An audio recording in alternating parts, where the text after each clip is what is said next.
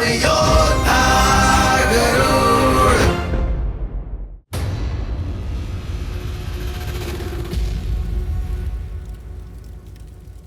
तुम्हें अंदेशा है कि तुम दोनों ने क्या किया है? न केवल उस डिम में पल रहे शत्रु का विनाश करने में असफल रहे हो, बल्कि तुम दोनों के कारण अब विंता भी सतर्क हो गई है। उसके होने वाले पुत्र को अपने वश में करने के लिए मैं विंता को अपने नियंत्रण में रखना चाहती थी, किंतु तुम दोनों की मूर्खता के कारण अगर मेरी चाल असफल रही ना तो। हम नहीं जानते थे मां कि वो डिम अपनी स्वयं रक्षा कर सकता, वो भी एक दानव के विरुद्ध।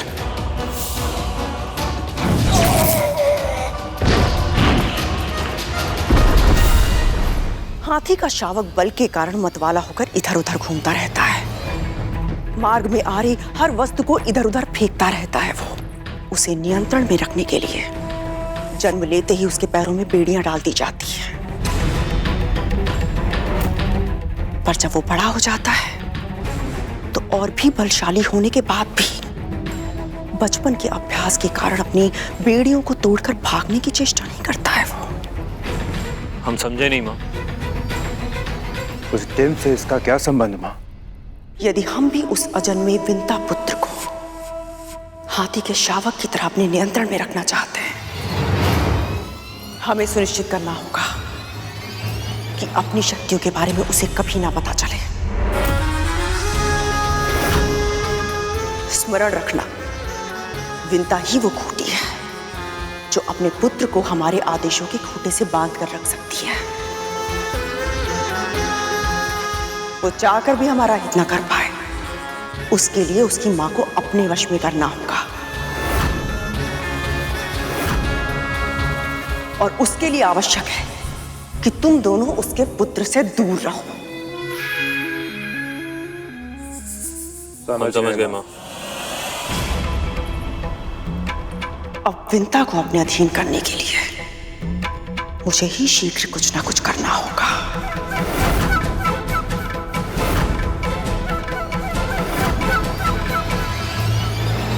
बड़ी मां ने उन्हें इतना समझाया, फिर भी वो सुधरे नहीं थे। मुझे तो छोड़िए, वो दोनों तो अपने छोटे भाइयों को भी तंग करते रहते हैं। बच्चे कच्ची मिट्टी की तरह होते हैं गरुड़। बचपन में अगर उन्हें ममता के स्थान पर अत्यधिक भय का वातावरण मिले तो फिर वो उस भय को जीना सीख लेते हैं।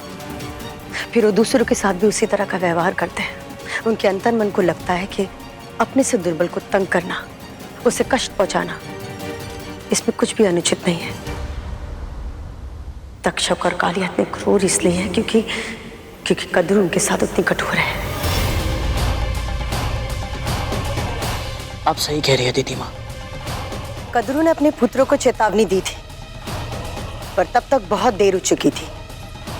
जहां एक और कद्रू अपने अगले चाल की तैयारी कर रही थी, वहां दूसरी ओर वो दानव अपने अगले आग्रह मन की नींव रख रहे थे।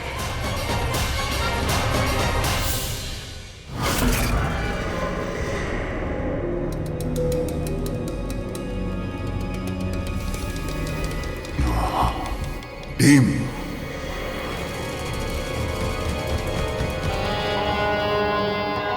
बड़ा टीम, भोजन भोजन भोजन भोजन।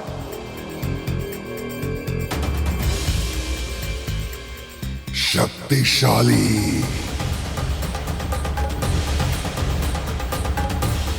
प्रतिशोध,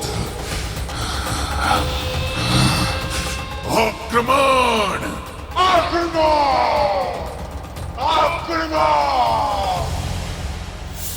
वो तीनों दानव तुम पर आक्रमण करने के लिए सही समय की प्रतीक्षा कर रहे थे गरुड़। उधर कद्रू भी शीघ्रता करने के पक्ष में नहीं थे। सही समय की प्रतीक्षा, ये उसकी रणनीति का सबसे महत्वपूर्ण भाग था। समय बहुत बलवान होता है गरुड़। निद्रा देवी की तरह समय को भी वरदान प्राप्त हुआ था। कुछ समय के लिए व्यक्ति सब कुछ भूल जाता है, कद्रू से स्नेह मिलने के बाद विंता उसके ताने, अपनी ईर्ष्या और अरुण के अर्ध विकसित होने का दुख धीरे धीरे भूलने लगी थी। और कद्रू अपने अगले चाल के लिए सही अवसर ढूंढ रही थी। और वो स्मरण है तुम्हें जब मदनोत्सव के दिन हम दोनों ने महुआ खा लिया था और 2 दिन तक नाचते रहे थे? कितना उपहास उड़ाया था ना सबने हमारा। क्या हुआ विंता? कुछ नहीं दीदी, अरुण की दुर्घटना के बाद मैंने सोचा ही नहीं था कि मैं सामान्य बन पाऊंगी, फिर से जीवन जी पाऊंगी, हंस पाऊंगी। पर आपके कारण अब मुझ में फिर से आशा जागी है। अपने दूसरे पुत्र के जन्म के लिए उत्साहित हूं मैं। केवल तुम नहीं, मैं भी बहुत उत्साहित हूं। देखो तो उस डिब्बे में है क्या?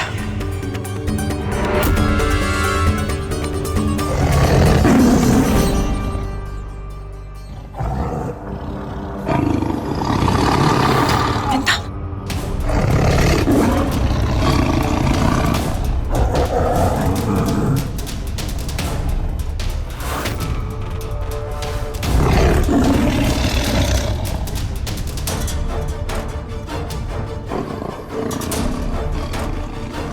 बाघ हिरण शावक को मार डालेगा। नहीं दीदी, जैसे बाघ निकट आएगा उस हिरण शावक की मां कूदकर संतान के सामने आ जाएगी और स्वयं को भोजन बनाकर बाघ के सामने अपने को प्रस्तुत कर देगी। प्रश्न ये नहीं उठता, संकट में सभी सबसे पहले स्वयं के प्राण बचाने के विषय में सोचते हैं, किसी और का तो मन में विचार भी नहीं आता है। लगी शर्त? लग गई। तो जो हारेगा उसे दूसरे को हंसाना पड़ेगा, विदूषक बनकर। स्वीकार है।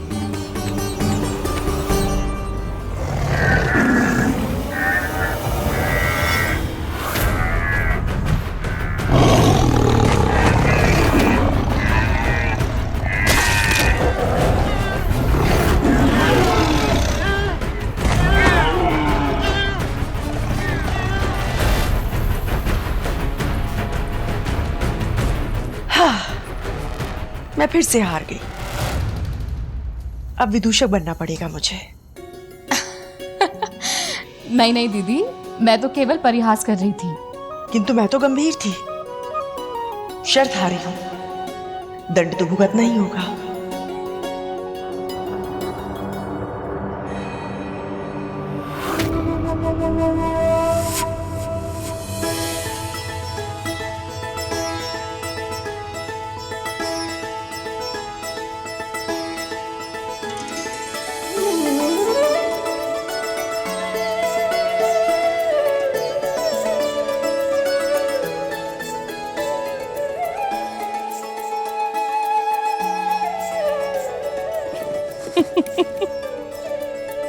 वैसे कैसा बचपना कर रहे हैं ना हम दोनों। कभी कभी बचपना कर लेना चाहिए। मुझे तो बहुत आनंद आ रहा है। तुम्हें आनंद नहीं आ रहा है?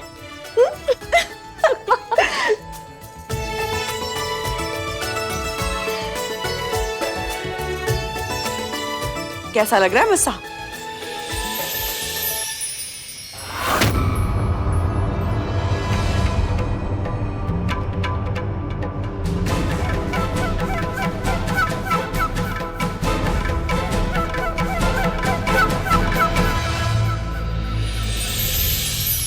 आप तो बहुत उत्तम विदूषक लग रही हैं दीदी। माँ विदूषक के भेष में? इतना घोर अपमान माँ का। चलिए अब कुछ करके तो दिखाइए, हंसाइए हमें।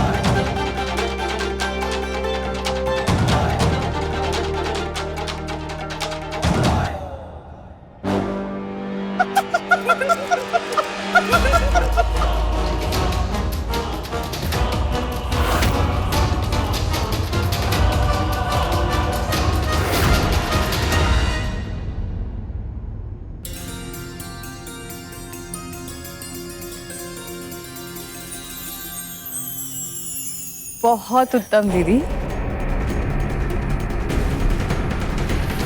आपने अपनी हार का मान रखा, इससे अधिक कोई अपेक्षा नहीं है मेरी। पूजा का समय हो गया है, मैं चलती हूँ।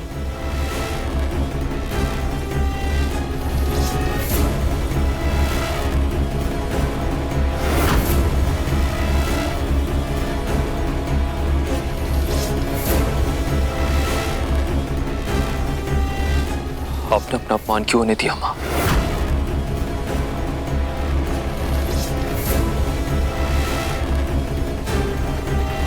कोई भी बड़ा संग्राम जीतने के लिए एक युद्ध हारना ही पड़ता है। जो अपमान मैंने सहा है,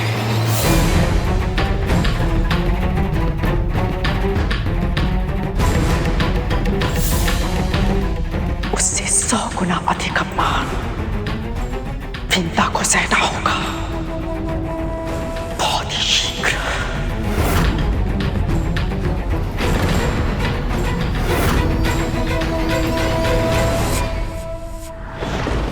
बड़ी माँ का मन इतना काला, इतना गहरा है, उसकी तह पाना असंभव है। मेरी माँ को अवश्य यही लग रहा होगा कि वो परिहास कर रही है। और बड़ी माँ मेरी माँ की प्रसन्नता, उनकी हंसी छीनने का षड्यंत्र कर रही थी। पर मेरी माँ तो बहुत बुद्धिमान है, फिर उन्हें इस बात की भनक क्यों नहीं पड़ी दीदी माँ? क्योंकि तुम्हारी माँ का स्वभाव बहुत अच्छा है करुण। वो सब पर विश्वास कर लेती है, वो भी अत्यधिक विश्वास। लेकिन ये बात भी सत्य है कि कोई व्यक्ति कितना भी अच्छा क्यों ना हो, उसमें एक ना एक अवगुण तो होता ही है। और मेरी माँ में भी है। शर्त लगाना, जुआ खेलना, ये 5 महापापों में से एक पाप होता है। अगर इसकी लत लग जाए ना तो इससे पीछा छुड़ाना आसान नहीं होता। तुम्हारी माँ में भी यही अवगुण था, आनंद के लिए शर्त लगाती थी वो, पर वो नहीं जानती थी कि यही अवगुण एक दिन उससे सब कुछ छीन लेगा। आपके कहने का क्या अर्थ है दीदी माँ?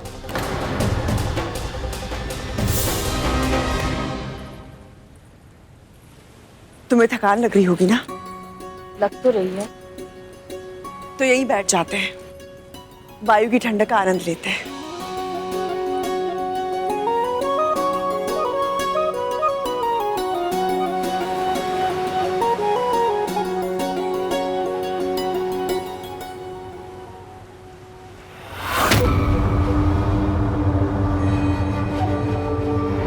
अब कैसे भी करके इसे किसी शर्त में फंसाना है मुझे।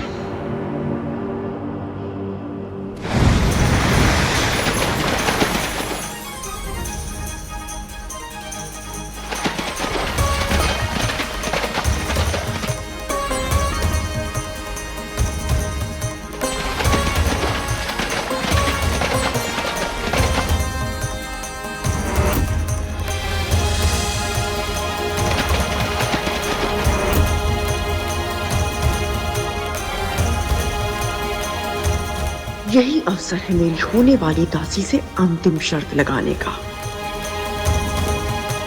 इतनी आभा, इतनी शोभा,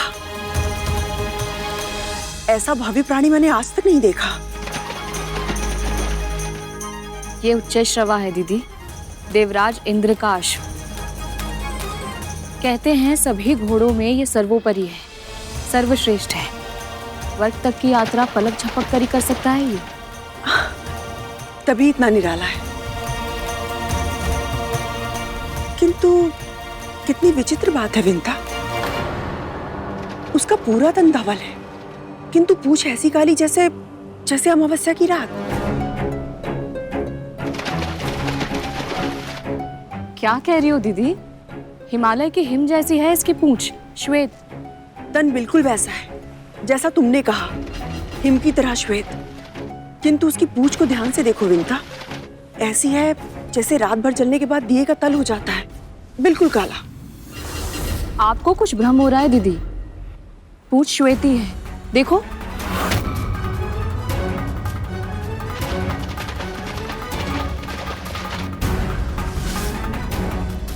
लगी शर्त?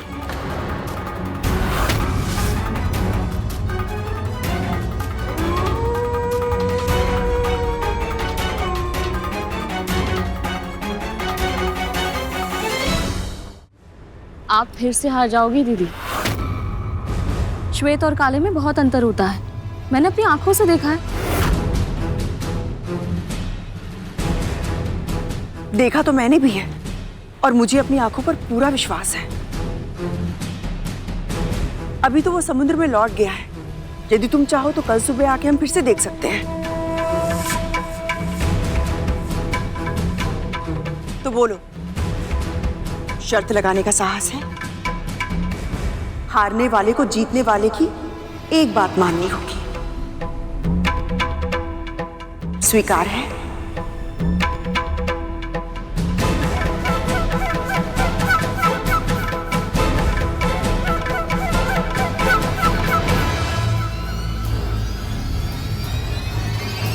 स्वीकार है।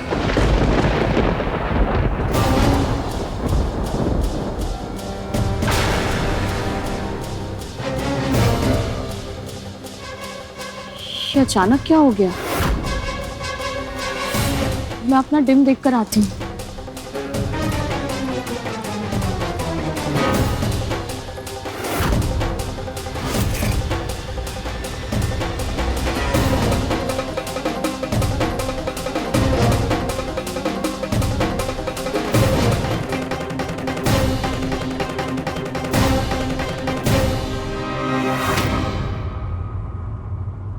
ये तो बिल्कुल ठीक है, तो फिर भ्रम क्यों हुआ मुझे?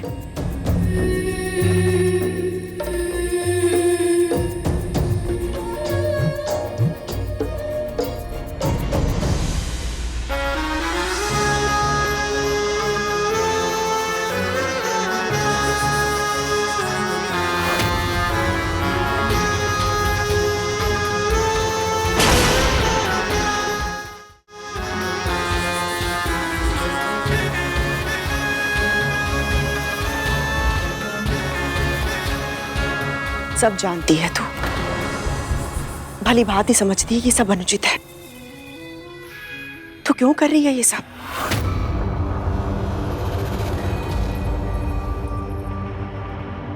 तेरी अंतरात्मा हूं कद्रू, मुझसे सत्य छुपाना असंभव है। मैं जानती हूं कि तेरे मन में क्या विचार पनप रहा है, इसलिए तुझे चेतावनी दे रही हूं कि तू जो करना चाहती है वो अकल्पनीय है। मत कर ऐसा। व्यर्थ के आदर्शों में मुझे मत फंसा। शर्त लगाना विंता के स्वभाव की दुर्बलता है और तू उसी दुर्बलता का लाभ उठाना चाहती है। इसीलिए तूने जानबूझकर शर्त लगाई कि उस घोड़े की पूंछ काली है, ताकि विंता को यह भ्रम हो जाए कि शर्त तू ही हारेगी। जबकि क्या? जबकि हारी हुई शर्त को अपनी जीत में कैसे बदलना है, इसका उपाय तो तुझे शर्त लगाने से पहले ही सूझ गया था। अर्थहीन प्रलाप मत कर, तू ये पाप मत कर।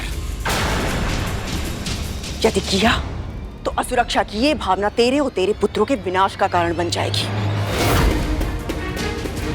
अभी भी समय है कद्रू, संभल जा।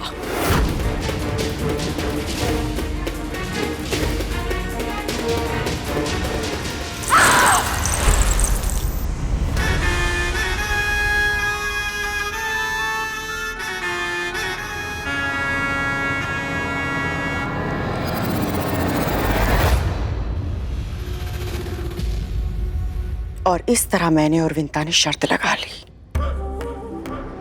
अब कल सुबह का सूर्य इस शर्त का परिणाम लेकर आएगा और साथ लाएगा मेरा, तुम्हारा, हम सबका सुनहरा और सुरक्षित भविष्य।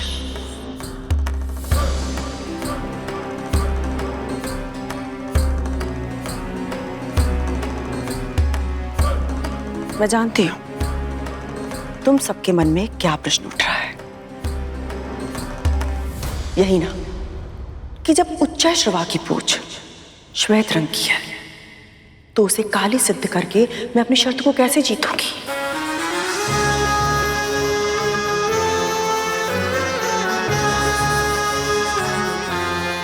मैं नहीं करूंगी, तुम करोगे। तुम साफ